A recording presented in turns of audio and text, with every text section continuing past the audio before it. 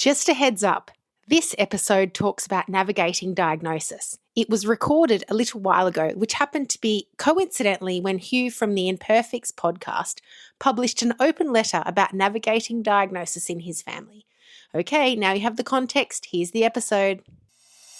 Hello, friends. Welcome to the Neurolicious podcast. This is a space where we can talk openly about parenting neurodiverse kids. I'm Emily, founder and director of Mummel Road, an NDIS-registered autism-specific service. I'm also the mum of 3 kids, and my eldest has a ton of neurospice. And I'm Kylie. I'm a paediatric occupational therapist who has a special interest in ADHD, autism, and building connection with kids who don't really seem to like anyone.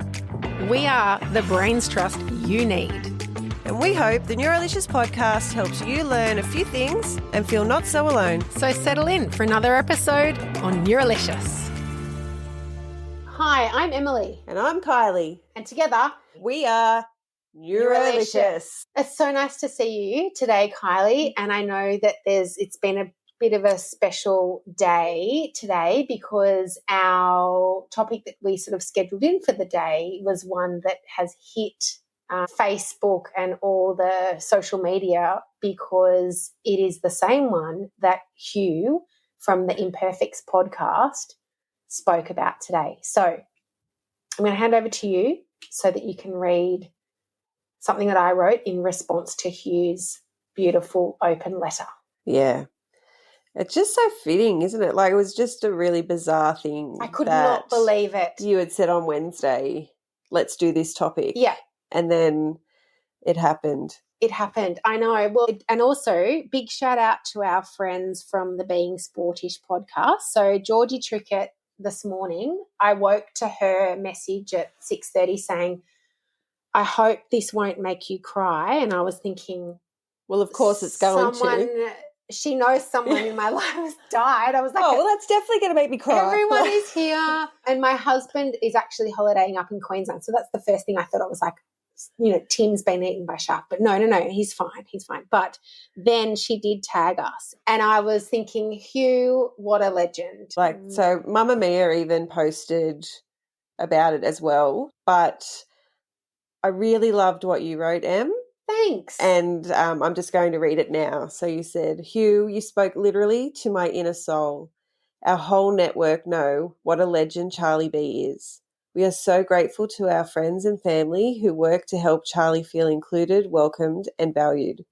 Despite his relentless and repetitive questions, his repetitive hugs, and his burning desire to use everyone's washing machine. But that doesn't mean that it has been easy.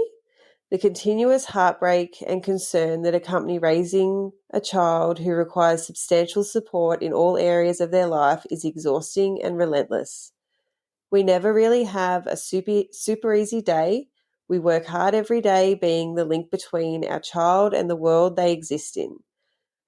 Big love to our friends who are so patient and kind with Charlie B, and a huge hug to all of the parents raising children on the autism spectrum.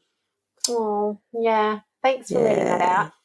And then the Mamma Mia clip that goes with the open letter, which I think we should post on the Mummel Road Facebook page just so everybody knows. The pain of being a parent of an autistic child is not the child, it's the world. If there's one thing you read today, let it be this open letter from Hubert. We see examples of this in our lives every day where our friends and family, like I mentioned in that post, put aside their standard response to things and they're flexible and kind and really understanding. They meet him in each moment, which is really nice. And, oh, look, gee whiz, it's hard work for everyone. They have to think about that, and I know that they do. Yeah. So it's not easy for them either. And that's why I wanted to shout out to my friends and family because they work at that. So thanks again to all of you who are listening. I don't think Hugh knows us now, but I think that he should. Yeah. Hey, Hugh, shout out. We'd love to have you on our podcast. Exactly. And, we'd do a solid and be on yours. Exactly. We can, we'd bend. Yeah, we'd do that. absolutely. I mean, we can I can be flexible. We can be flexible. So I think we should make a goal, because we're right into setting goals for Yes. ourselves in our family, and we know with our work we do. So I'm going to set a 2-year goal that we need to speak to Hugh in 2 years. I would love that. Within 2 years. And if that doesn't happen, I think we just go find him. Yeah. And just like knock on I his think door. he'd be easy to find. I think that he just has like a whole bunch of people just following him everywhere because he's such a legend. But anyway, beside the point, we were going to bring up the topic of processing and understanding and experiencing a diagnosis of a child from a parent's perspective, and that whole quite difficult time. We were going to bring that up today anyway, and then Hugh just... Did he take our thunder? He stole our thunder. It's like... Anyway. Now it looks like we're piggybacking off the Imperfects idea. Like, what we're going to do today? Oh, what topic? But it is a good one. It is a good one. We need to just sort of, I think, scrape the surface of this really intense time in somebody's life, and we will be revisiting it and breaking it down into much more manageable pieces. Mm-hmm. So I think today should just sort of be a snapshot of what it feels like without being too rushed. But yeah, if you hear the podcast and you're like, oh, you guys have barely even scratched the surface, we know. And we're just going to revisit it all throughout this podcast of deliciousness. So how old was Charlie when you first started to think, or what did you first start to notice with Charlie B and his development? Yeah, that's a great question. And I think that this one is one that we will briefly chat about too today, but it's a whole thing, that really first steps of knowing that there's something that could be a little bit different.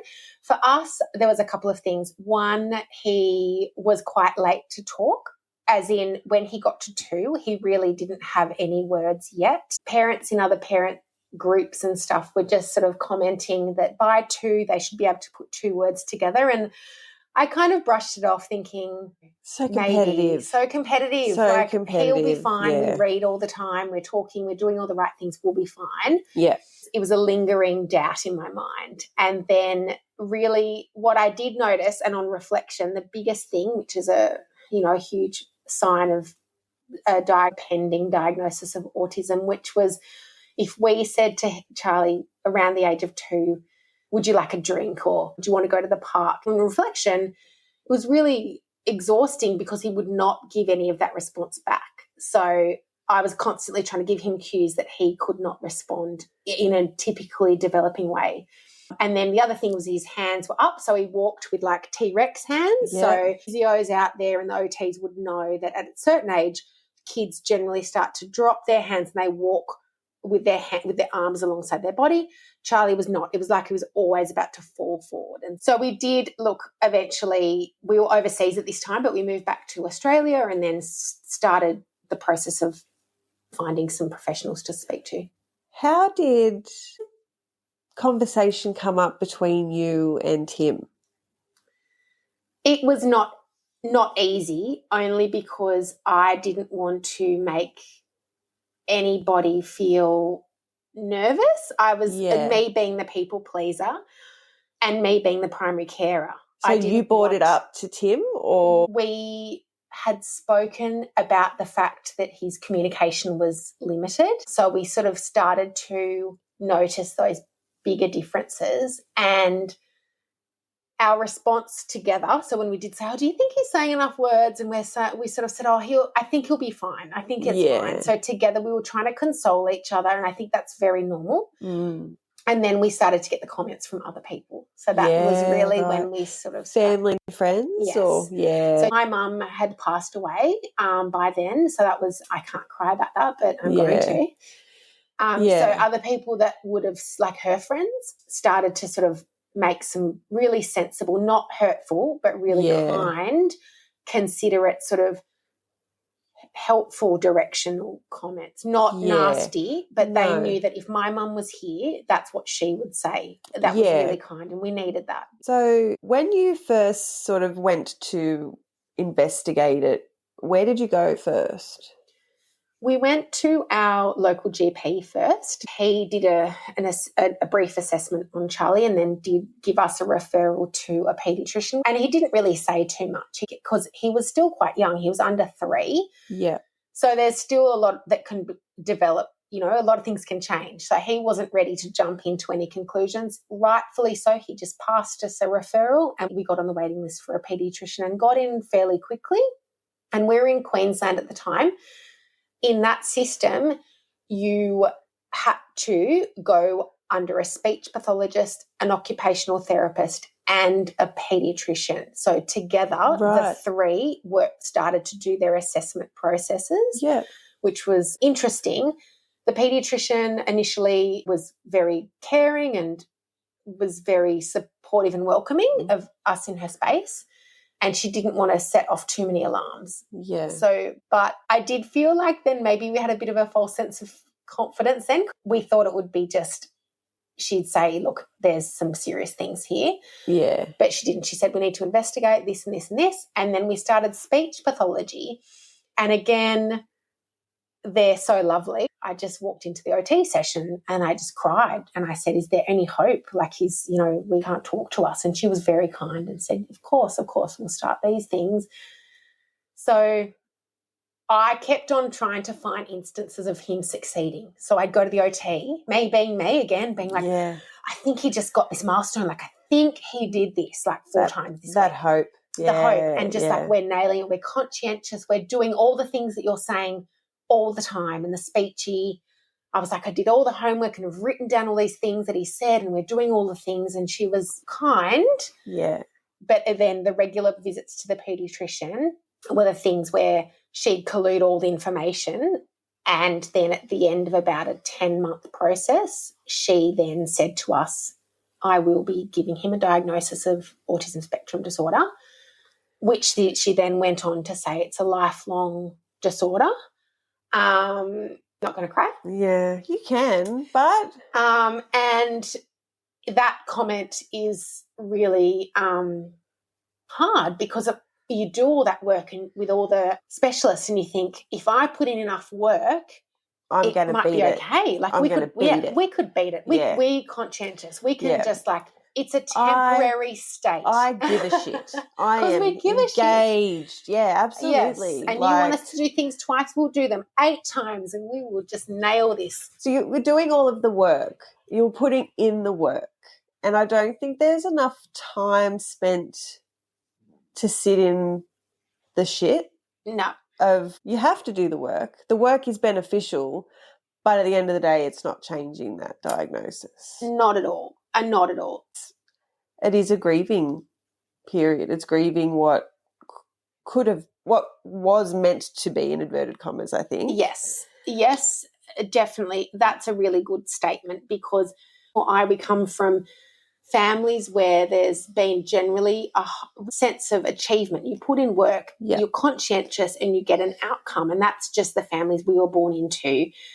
To then have this situation where you have no map, there's no one can say if you do this, this will happen and he's going to be like this when he's older. It is not like that, and that is terrifying.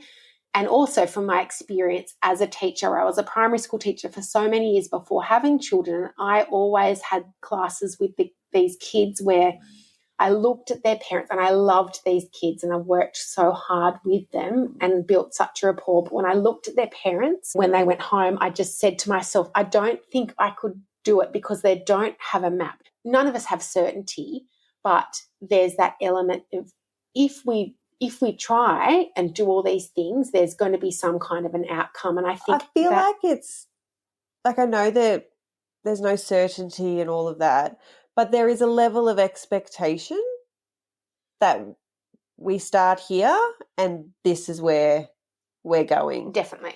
And every day, week, month, it's going to be hard, it's going to be challenging, but we know where we're heading. Yes. Where, just from my understanding of watching, that's not there with this. And it's like, it's a marathon. It's the long game. Like, you guys are playing the long game. Like, it must be exhausting for that of like, when you can just buckle down and sprint to the end. Yeah. You can kind of suck it up because it's just got to get to this point where you really have to retrain your mind, right, to digestible pieces. Yes, exactly. So I think there's a couple of different phases, of course, when you in that early intervention phase, which this was 2011, and it is still the focus, obviously, but we know much more about the brain and how it can still develop later. Yeah. But at that time, the sentiment and the message that we were going to get is you have to do all these things now. And all of us, the whole cohort of parents that I met, felt like we were running against this clock to get all these things done before the child is 7. Yeah. Because we felt like after that we were going to somehow lose that momentum or not be able to have some of the same trajectories.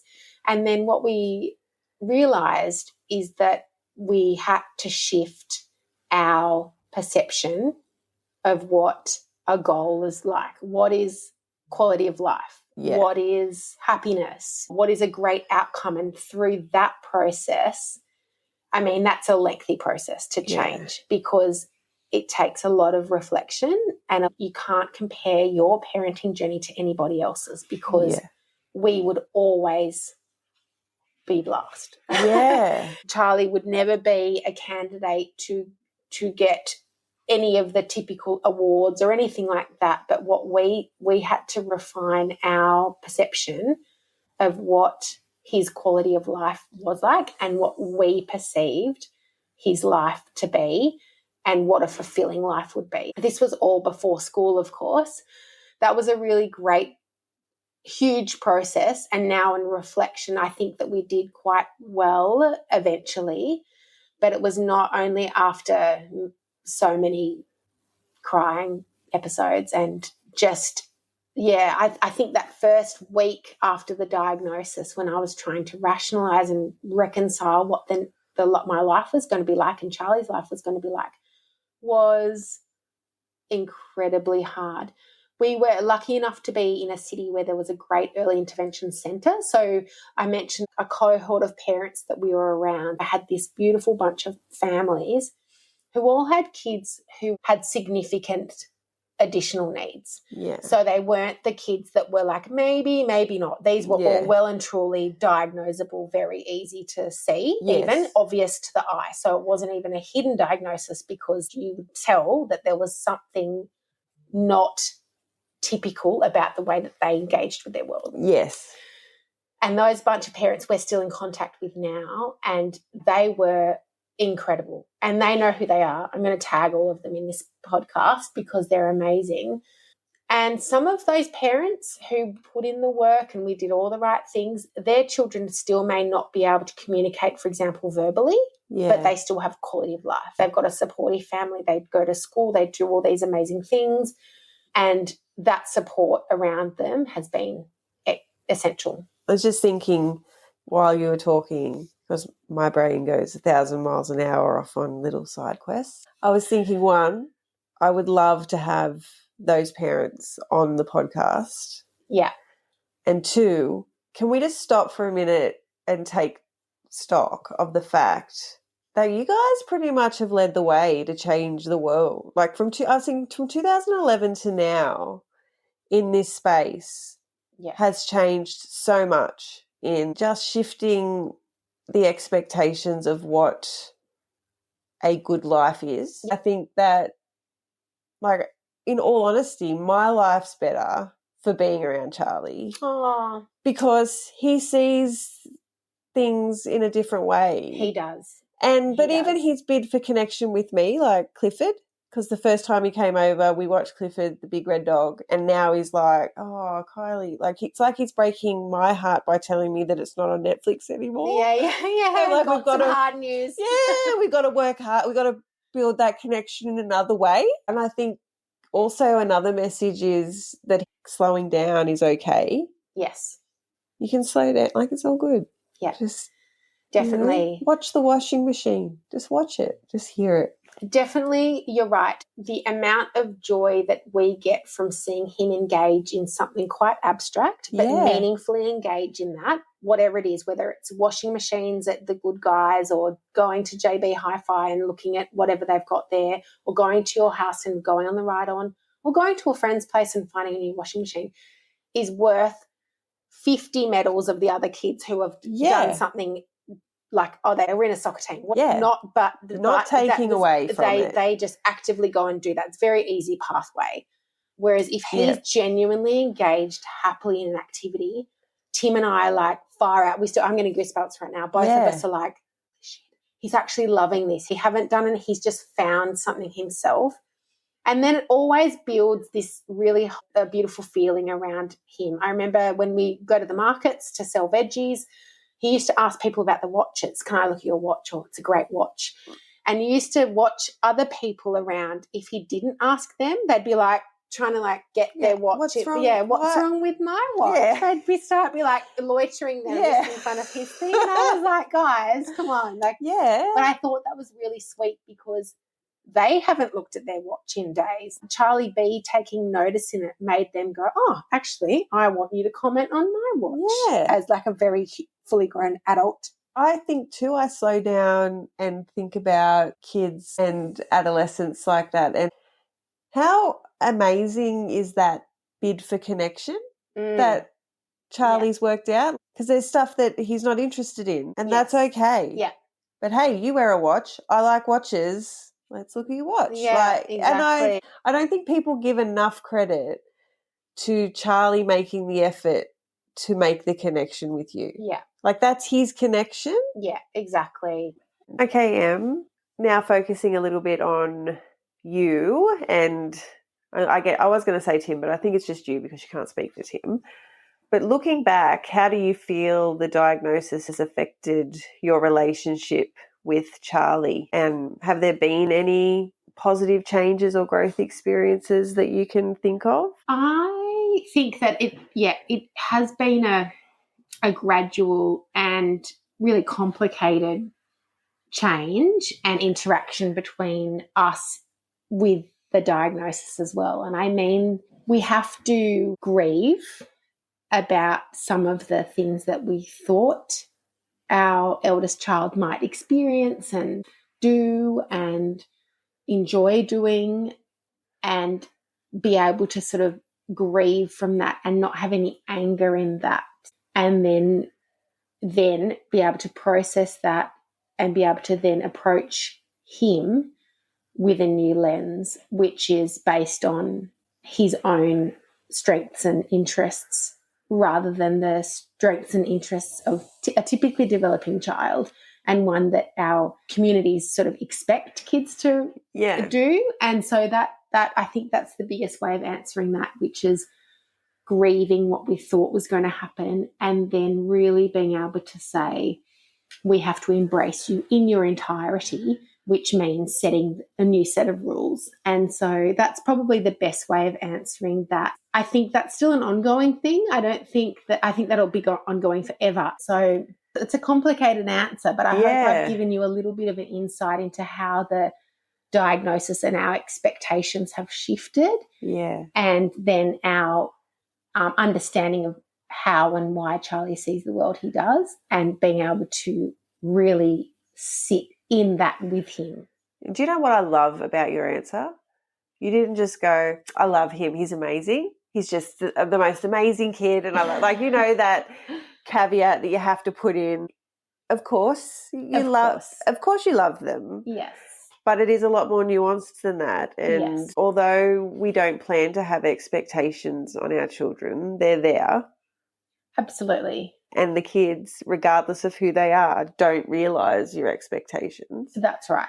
Yeah. So the adjustment to what that's going to look like is really important to flag. I'm not sure if you have this barrier with Charlie or not, but also I was thinking for the kids and teens that are on the spectrum, the concept of unconscious incompetence of like them not knowing that it may be a skill that they're not going to typically form. So the L plates is one where Charlie B, I assume, would love to drive a car at some point. So the awareness that maybe that's not going to happen for him, is that on his radar yet, or is he discussing it? Or No. Well, then that's quite good. No, he doesn't feel like he's left out or missing out. He's blissfully unaware that his same age cohorts are looking down the barrel of that development.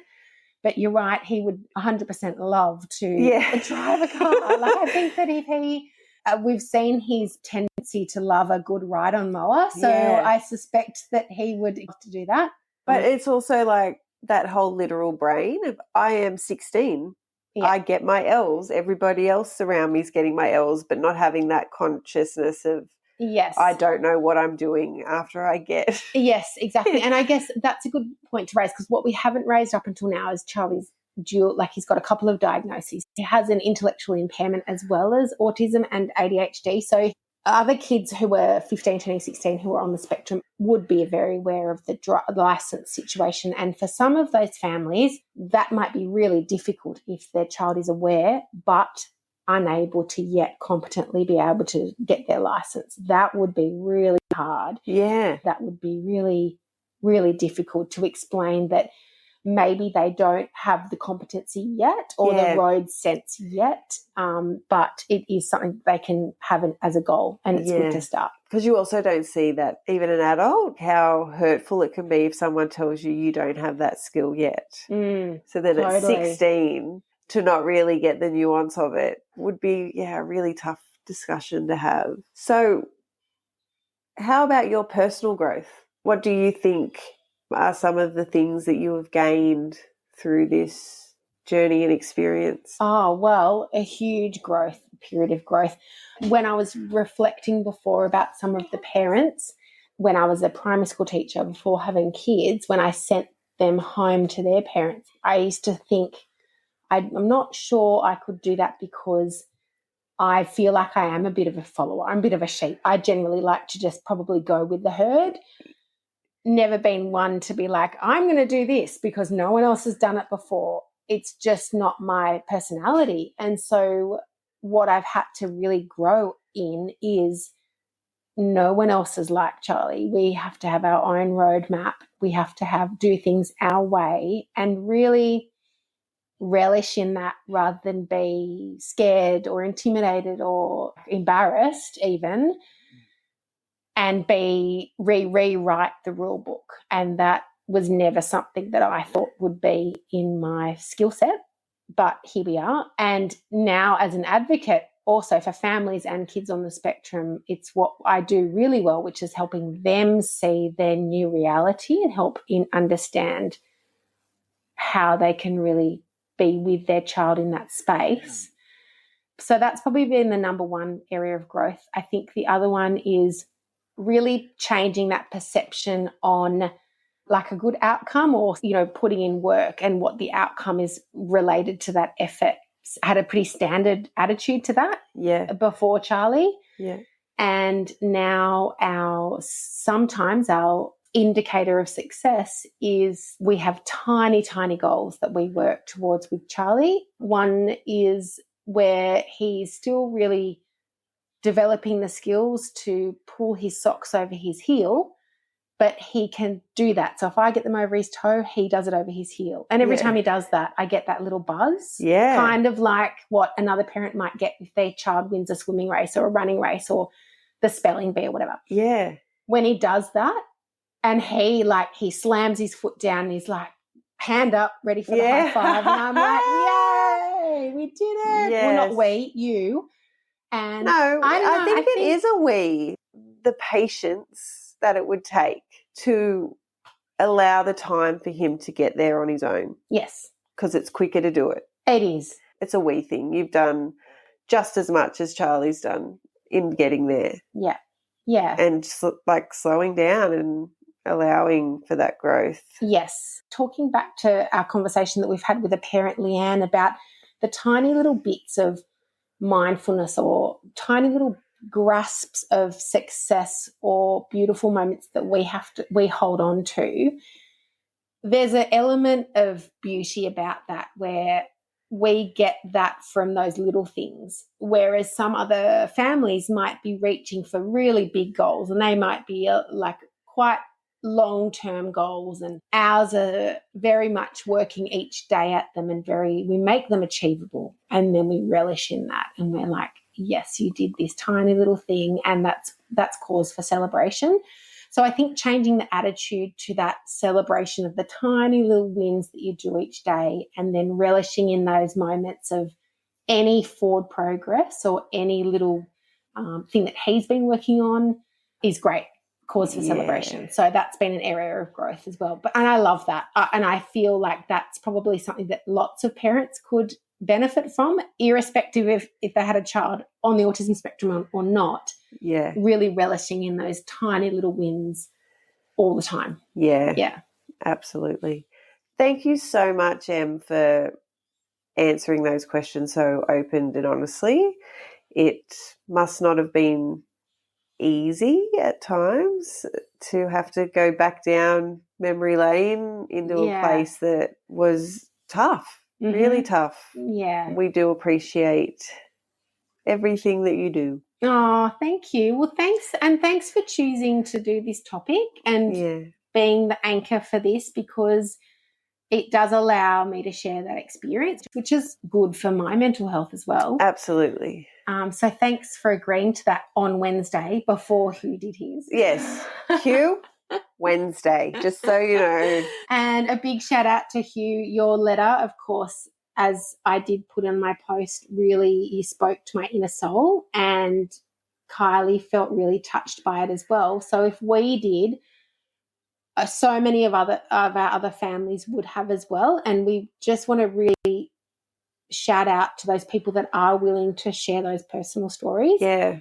Because that is what's going to allow other people who are crying privately to sort of step out and say, you know, I'd like to be part of this conversation. I need to have a talk about this, which is awesome. So and I think it's a really good learning activity when you're honest about how hard or sad something makes you.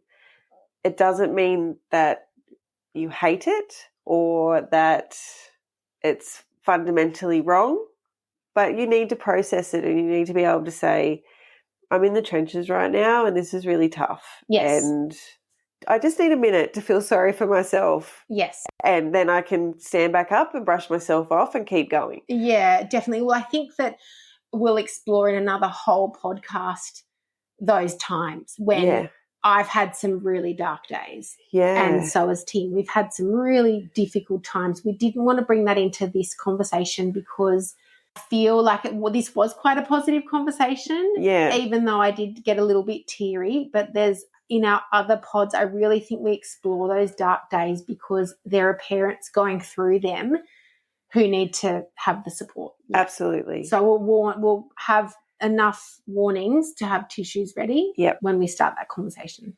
Yeah. It's very easy to turn away from the hard conversation, like turning around and sitting with someone in a place where you can't fix it is probably the most uncomfortable position that you can be in. Yes, exactly. But that's where, even if you're not directly going through it, that's where the growth happens. Mm-hmm. Well, on that note, we are going to wrap this up, and until next week, our mantra is, and it always has been, be kind to yourself. Be kind to yourself. Love you guys. Thanks. Bye. Thanks for joining us on the Neuralicious podcast. If you've enjoyed this conversation and want to find out more, head to the Mumble Road Facebook page, where we share moments from the podcast and so much more. Like stories you can relate to. And we'll ask you, the Neuralicious community, how things are going at your place. We'll also answer your questions whenever we can. Until next time, be kind to yourself.